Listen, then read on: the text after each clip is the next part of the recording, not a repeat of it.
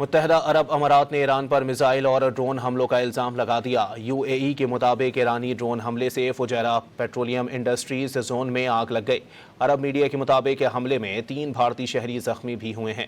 عرب media کے مطابق ایران سے 4 میزائل بھی داغے گئے، جن میں سے 3 کو فضا میں تباہ کر دیا گیا۔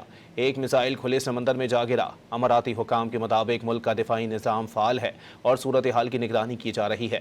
اب تک 12 بیلسٹک میزائلوں، 3 کروز میزائلوں اور ڈرونز کو فضا میں تباہ کیا جا چکا ہے۔ اس سے قبل متحدہ عرب امارات نے ایران پر آبنہ ہرمز میں اماراتی آئل ٹینکر ایڈنوک پر بھی حملے کا الزام لگایا۔ عرب امارات کے حکام کے مطابق ایران نے آئل ٹینکر میں 2 ڈرونز داغے۔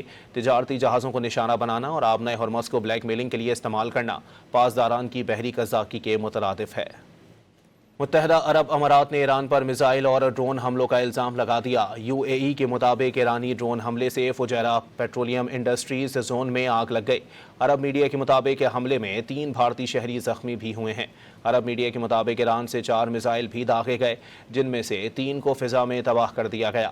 ایک میزائل کھلے سمندر میں جا گرا۔ اماراتی حکام کے مطابق ملک کا دفاعی نظام فعال ہے اور صورتحال کی نگرانی کی جا رہی ہے۔ اب تک 12 بیلسٹک میزائلوں، 3 کروز میزائلوں اور ڈرونز کو فضا میں تباہ کیا جا چکا ہے۔